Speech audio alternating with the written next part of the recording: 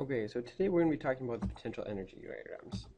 Now again, before I go into this, remember the collision theory in which it states particles must collide with enough energy and with the correct orientation.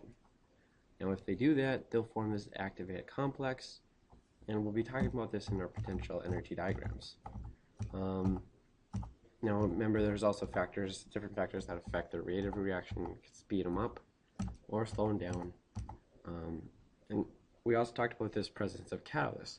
Now, they're substances that increase the reaction rates, speed them up, and they take part in the reaction, but they remain unchanged when the reaction is complete.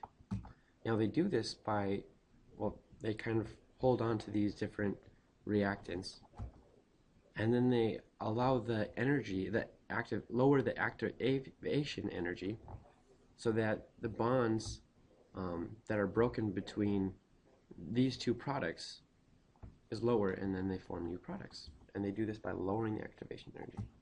Now, I'll be talking about the activation energy in this potential energy diagram. Now again, when we start out, as you can see from this graph, our reactants are over here. Now, this reaction progress, the x-axis down here, this is really time. So as the reaction proceeds, as time progresses, we start out with reactants, and then we have the products down here. Now these reactants over here,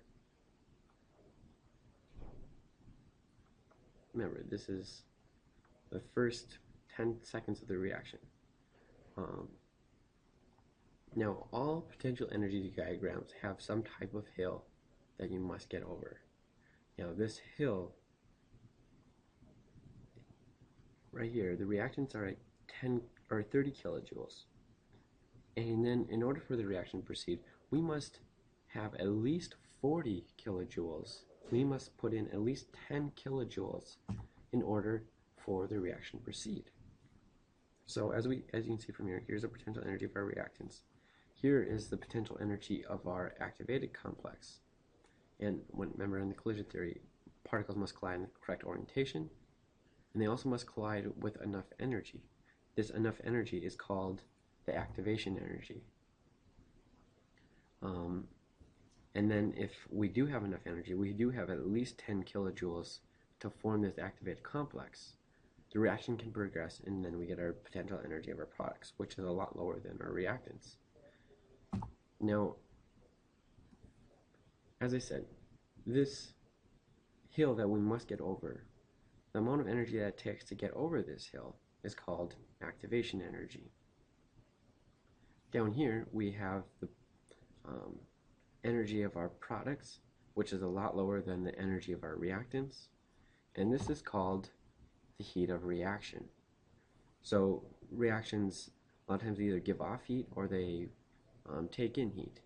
If they would take in heat, it'd be like an ice pack in which you break, and there's some reaction in which it takes in a lot of heat, so it gets really cold. That's why they're called ice.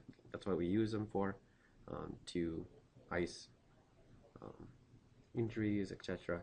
Now, this heat of reaction, this change, is always the change in the reactants. Excuse me. No, it's the other way around.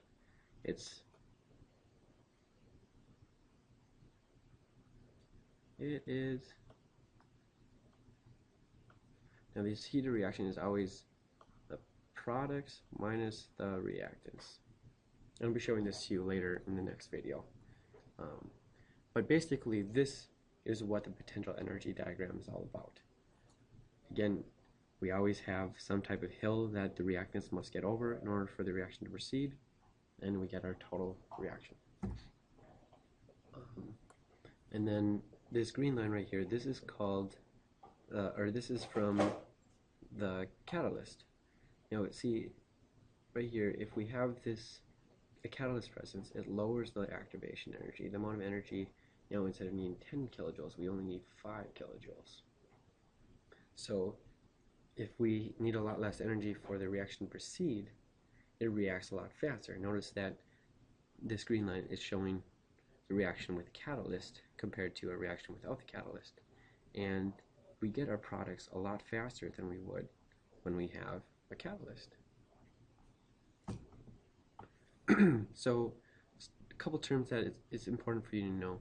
This activated complex is the temporary, unstable arrangement of reactive particles that can break apart and reform the reactants, or they can form the products. So this activation energy is, or this activated complex is right up here. The activation energy is the minimum amount of energy required by the reactive particles in order to form the activated complex and lead to a reaction. So that is this hump right here, this hill that we must get over in order for the reaction to proceed.